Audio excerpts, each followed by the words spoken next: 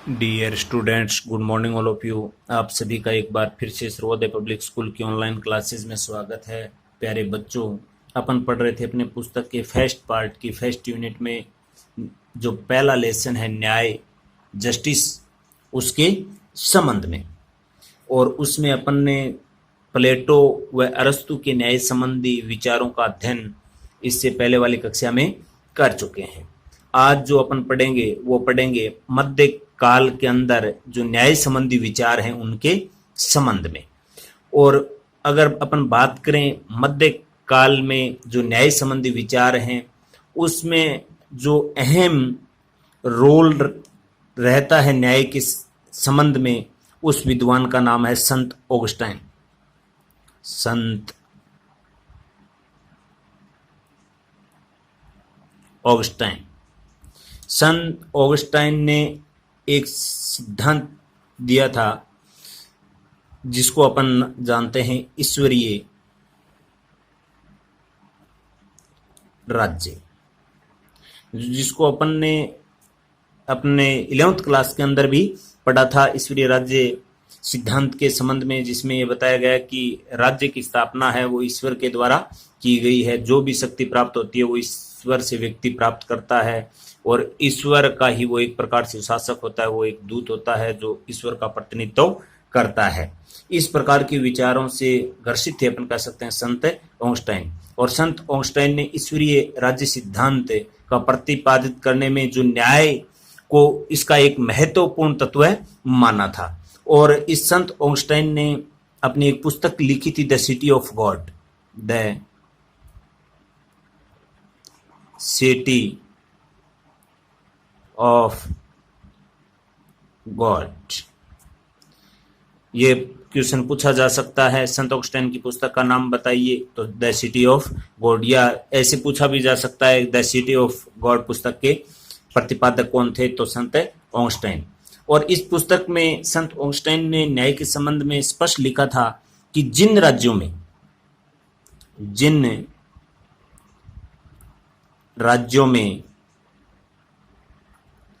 न्याय विद्यमान नहीं है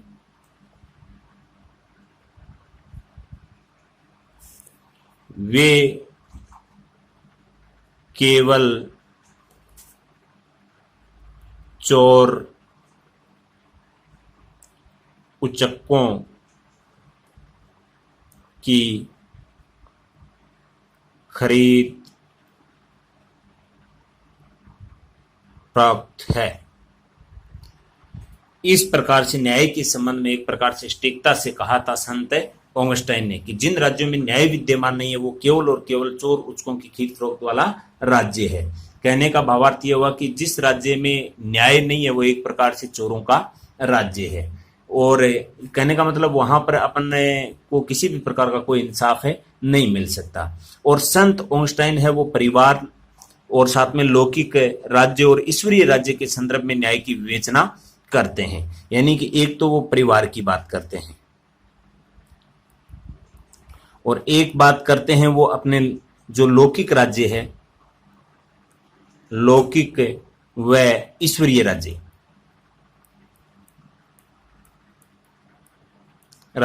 उसके प्रति अपने कर्तव्य पालन को ही क्या मानते हैं, एक प्रकार से न्याय मानते हैं कि व्यक्ति को ईश्वरीय राज्य के प्रति बिल्कुल ईमानदारी के साथ अपने कर्तव्य का क्या करना चाहिए, पालन करना चाहिए। ईश्वरीय राज्य सिद्धांत है वो मैं आपको पहले भी बता चुका हूं, जिसमें एक प्रकार से राज्य की स्थापना है, शासक वर्ग है वो सब का सब एक प्रकार से अपने आप को एक ईश्वर का प्रतिनिधि मानते हैं। उसके हिसाब से जो कार्य करते हैं उनको सभी को ईमानदारी के साथ करने चाहिए। इस प्रकार का ये विचार था मध्यकाल के अंदर। और मध्यकाल में एक विद्वान और भी हुए हैं, थॉमस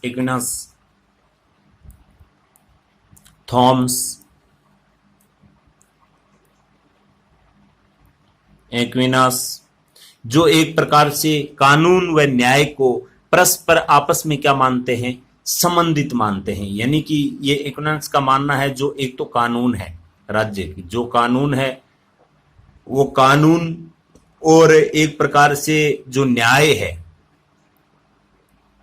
वो दोनों परस्पर क्या हैं, अंतर संबंधित हैं, यानी आपस में जुड़े हुए हैं, कानून और न्याय। जहां कानून होगा, विधिवत कार्य होगा, वहीं पे क्या मिल सकता है, न्याय। ये ऐसा मानना था किसका, थॉमस एक्विनास का, जो एक प्रकार से मध्यकाल के न्याय के विचारों में ये शामिल था। और इस संबंध में उन्होंने एक परिभाषा भी दी थी कि न्याय एक व्यवस्थित और अनुशासित जीवन व्यतीत करने तथा उसमें कर्तव्य का पालन करने में एक प्रकार से उसके अंतर्गत समाहित है, और जिनकी व्यवस्था एक प्रकार से अपन कह सकते हैं वहां की जो डिमांड है वो करती है, जो मांग रहती है उसके हिसाब से होती है। कहने का भावार्थ सीधा से यही हुआ इस परिभाषा में कि जो व्यक्ति एक प्रकार से कानून के अनुसार व्यवस्थित तरीके से अनुशासन में रहकर अपना जीवन व्यतीत करता है, ईमानदारी के साथ ईश्वरीय जो राज्य है उसके नियम कानून की पालना करता है, वही क्या है, न्याय है। और इसी प्रकार की मांग वहां रहती है। ये एक प्रकार से थॉमस एक्विनास ने कानून व न्याय में आपस में संबंध के बारे में एक परिभाषा दी थी। उसके बाद में जो एक महत्वपूर्ण बात आती है वो आती है जो आधुनिक समय की बात करते हैं अपन, उसके अंदर आधुनिक काल में न्याय संबंधी विचार। आधुनिक समय में एक तो जो महत्वपूर्ण नाम आता है वो आता है डेविड ह्यूम का, और उनका ये मत स्पष्ट था कि न्याय का अर्थ नियमों की पालना मात्र है, क्योंकि अनुभव से ये सिद्ध हो चुका है कि अगर कोई भी नियम ऐसा नहीं हो जो सभी के हित में ना हो, सभी के सभी नियम क्या होने चाहिए, सबके हित के होने चाहिए। यानी कि जो आधुनिक काल में जो महत्वपूर्ण नाम आता है एक तो वो आता है डेविड ह्यूम का, डेविड ह्यूम। उसका मत था कि एक प्रकार से न्याय है वो नियमों का पालन है, नियमों का पालन है, कि नियम का पालन करना चाहिए और नियम कानून ऐसे होने चाहिए जो सभी के हित में हो, सर्व हित में, सभी के हित वाले होने चाहिए। और इस अपन कह सकते हैं सबके हित में ही जो एक सिद्धांत था सार्वजनिक उपयोगिता के संबंध में, जिसमें एक अपन कह सकते हैं कि जो जेरेमी बेंथम था उन्होंने एक सिद्धांत दिया था उपयोगितावाद का। जेरेमी बेंथम ने एक सिद्धांत दिया था, इनका एक सिद्धांत है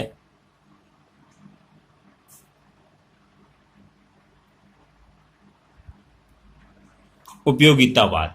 और उपयोगितावाद के जो प्रवर्तक हैं जेरेमी बेंथम, उन्होंने ही एक प्रकार से अपन कह सकते हैं कि जो सार्वजनिक उपयोगिता को न्याय का एकमात्र स्रोत होना चाहिए, और मनुष्य की प्रकृति अपन कह सकते हैं एक प्रकार से एकमात्र ऐसा स्रोत है जिसमें तर्क बुद्धि और अनुबंध में इन नियमों में सर्वत्र ढूंढने की क्या की गई है, कोशिश भी की गई है। और इसी के संबंध में जो ये बेंथम है उसका जो एक ये उपयुक्तवाद का सिद्धांत था उसकी एक प्रकार से यहाँ पर आकर क्या हो जाती है, आलोचना हो जाती है, और यह अपन कह सकते हैं उसको एक प्रकार से धुंधला कर देती है। और इसका एक प्रकार से अपन कह सकते हैं उपयोगितावाद का जो सिद्धांत है उसमें अपन ने पहले भी पढ़ा था, अधिकतम लोगों के लिए अधिकतम सुख, यानी ज्यादा से ज्यादा व्यक्तियों को लाभ किस प्रकार से मिले। लेकिन आगे चलकर जो जॉन रॉल्स है उन्होंने इस उपयोगितावादी जो सिद्धांत है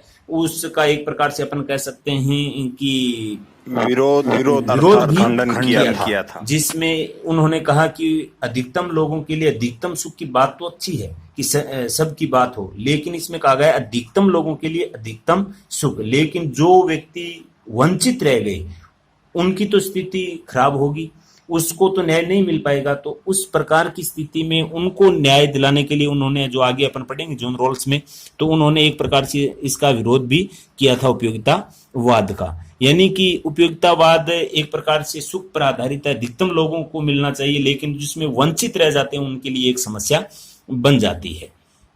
इसलिए जो भी ये अपन कह सकते हैं कि जो नैतिक नियम है उनको स्वीकार कर लेने चाहिए, जिसमें दूसरे भी वैसे ही सुरक्षा का अनुभव करते हैं जैसा कि जो स्वयं अपन करते हैं।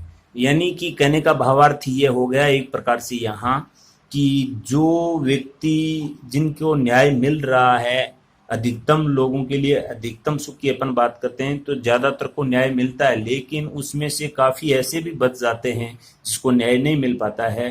तो उसमें अपन भी जैसा एक प्रकार से स्वीकार करते हैं कि अपन को न्याय मिलना चाहिए, तो जो सामने वाला है वो भी तो इसी प्रकार से उम्मीद करता है।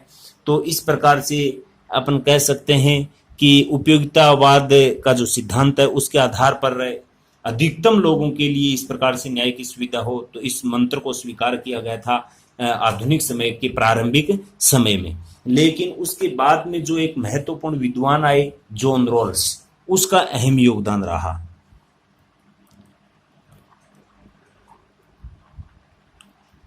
जॉन रॉल्स, और जॉन रॉल्स ने जो न्याय के संबंध में जो विचार दिए थे तो वो दिए थे, उन्होंने एक पुस्तक लिखी थी 1971 के अंदर। और ये जॉन रॉल्स है वो हार्वर्ड विश्वविद्यालय के प्रोफेसर भी रहे थे लगभग 40 वर्ष तक। और उन्होंने 1971 में एक पुस्तक लिखी थी ए theory of justice, A theory of justice. इस एक थ्योरी ऑफ जस्टिस पुस्तक के अंदर इन्होंने अपने एक आधुनिक परिप्रेक्ष्य में सामाजिक न्याय का विश्लेषण किया था।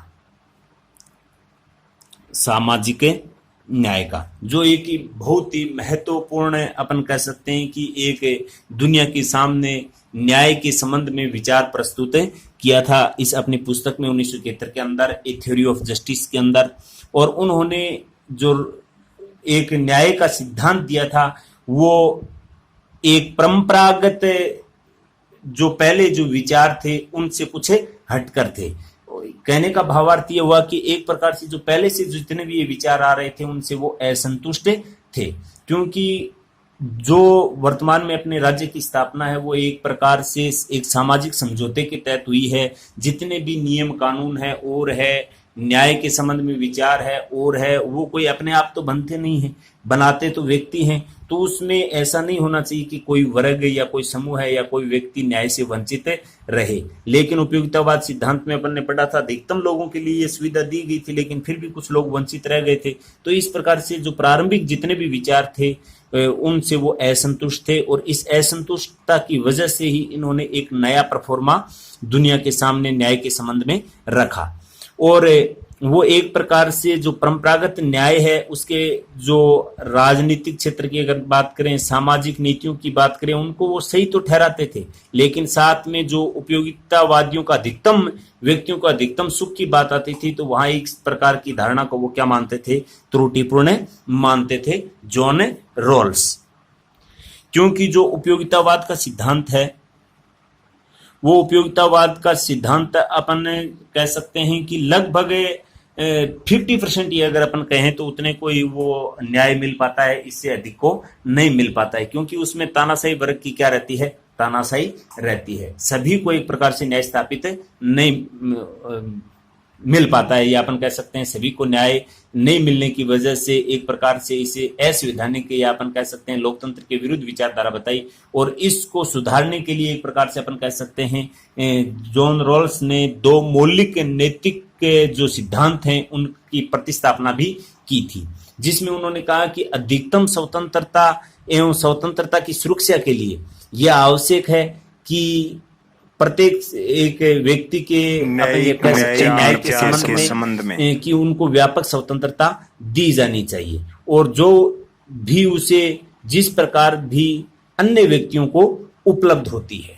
यानी कि जिस प्रकार से एक व्यक्ति को अगर न्याय मिल रहा है तो वो एक प्रकार से सभी को मिलनी चाहिए। कहने का भावार्थ इसमें यह भी है कि जिस प्रकार से एक व्यक्ति को न्याय मिल रहा है वैसा का वैसा न्याय प्रत्येक व्यक्ति को मिलना चाहिए। यानी जैसा अपन को मिल रहा है वैसा अन्य सभी को मिलना चाहिए। एक सिद्धांत तो इन्होंने ये दिया था, क्योंकि उन्होंने ये दोनों के पक्षधर थे, समानता के पक्षधर भी थे, समानता के भी पक्षधर थे और साथ में स्वतंत्रता के भी पक्षधर थे जॉन रॉल्स। इसके आधार पर उन्होंने ये दिया था। जो दूसरा महत्वपूर्ण दिया था कि प्रत्येक राज्य द्वारा ऐसी सामाजिक व आर्थिक कल्याणकारी योजनाएं स्थापित की जाए जिसमें सबकी क्या हो, प्रगति हो। उसके संबंध में उन्होंने एक सिद्धांत दिया था, अज्ञानता का पर्दा। अज्ञानता के पर्दे एक सिद्धांत दिया था, जो अपन से पूछा जा सकता है कि अज्ञानता का पर्दा सिद्धांत किसने दिया था, तो वो दिया था जॉन रॉल्स ने। इन्होंने कहा कि प्रारंभिक अवस्था मनुष्य की जो प्राकृतिक अवस्था है, जो अपन ने 11th क्लास में पढ़ा था, होब्स, रूसो, जॉन लॉक के संबंध में उन्होंने बताए थे अलग अलग। तो उस समय उन्होंने बताया था कि मनुष्य की जो प्राकृतिक दशा है प्रारंभ में, वो एक अलग थी और आज का समय है वो एक अलग है। तो प्रारंभ में मनुष्य जिस प्रकार से कुछ भी नहीं जानता था एक प्रकार से, वैसे ही आज के युग में यह समझना चाहिए कि प्रत्येक व्यक्ति कुछ भी नहीं जानता है, सभी समान हैं और उनको वर्तमान समय में किस प्रकार से न्यायिक व्यवस्था मिल सके, या अपन कह सकते हैं सबको न्याय प्राप्त हो सके, इस प्रकार से समाज के अंदर भावी योजनाओं को बनाना चाहिए। इस प्रकार का जो सिद्धांत था, जिसको अपन किस नाम से जानते हैं, अज्ञानता का पर्दा सिद्धांत से जानते हैं। कहने का भाव तो पहले अपन कुछ भी नहीं जानते थे। अपन ये मानिए कि प्रारंभिक अवस्था में चले जाएं तो जिसमें ना तो अपन अपनी भलाई देख सकते, ना कुछ और देख सकते, तो वर्तमान समय में उसका वही नकारात्मक पक्ष सोचते हुए एक प्रकार से इस प्रकार की धारणा का अनुपालन करना चाहिए जिसमें सबकी क्या हो, भलाई हो, जिसमें कोई भी व्यक्ति न्याय से वंचित नहीं हो सके। और साथ में ही जो अपने समाज और जीवन के जितने भी एक प्रकार से सामान्य जो मूल्य हैं उनको देखते हुए इस समतल धरातल की प्रकृति के लिए जो लक्ष्य है अपना न्याय प्राप्त करना, उसकी ओर अग्रसर होना चाहिए। और साथ में अगर अपन देखते हैं जॉन रॉल्स से कि समाज के लिए जो सबसे जो महत्वपूर्ण अपन कह सकते हैं, या जिसको अपन कह सकते हैं जो एक समृद्धशाली बात कही थी, वो कही थी एक प्रकार से न्याय के संबंध में कि प्रत्येक व्यक्ति को एक औचित्यपूर्ण न्याय मिलनी चाहिए। और इस प्रकार का सिद्धांत दुनिया के सामने रखा जिसमें सबको न्याय प्राप्त हो। और ऐसी ही स्थिति में प्रत्येक व्यक्ति को जो मूलभूत नैतिक सत्य हैं उनमें संपन्न बनना चाहिए, प्रत्येक व्यक्ति को नैतिकता का पालन करना चाहिए। इस प्रकार का जो विचार था वो था जॉन रॉल्स का। इसके बाद में अगर अपन बात करते हैं भारतीय राजनीतिक क्षेत्र में जो राजनीतिक चिंतक हैं उनके संबंध में, तो प्राचीन भारतीय राजनीतिक और सामाजिक जो चिंतक थे उसमें लगभग जैसे अपने प्रारंभ में पढ़े थे यूनानी दार्शनिकों में, जैसे प्लेटो और अरस्तु के बारे में, उनसे ही मिलती जुलती है। इसमें जो महत्वपूर्ण बात यही है, क्योंकि अपन सब जानते हैं भारत में जो ज्यादा महत्व दिया गया वो धर्म को दिया गया, धर्म नैतिकता पर आधारित है। और इस प्रकार के जो भारत में जो विचार रखने वाले थे भारतीय जो राजनीतिक चिंतन में न्याय के संबंध में, वो भारतीय राजनीतिक चिंतन में विचार रखने वाले थे, वो एक प्रकार से धर्म, और धर्म किसके साथ जुड़ा है, अपना नैतिकता के साथ। उसके आधार पर अपने विचार प्रस्तुत किए कि प्रत्येक व्यक्ति को अपने ही धर्म के भाव से एक प्रकार से कह सकते हैं कि व्यक्ति को आगे बढ़ना चाहिए। जिस प्रकार से अपन वही धर्म एक प्रकार से अपन कह सकते हैं सभी का समझना चाहिए, जिसमें जो महत्वपूर्ण है वो विद्वान है, जिसमें मनु का नाम आता है, मनु आता है, कौटिल्य आता है, साथ में अगर अपन बात करते हैं बृहस्पति आता है, शुक्र आता है, और साथ में अगर अपन बात करते हैं भारद्वाज, सोमदेव जैसे आते हैं, विष्णु आते हैं।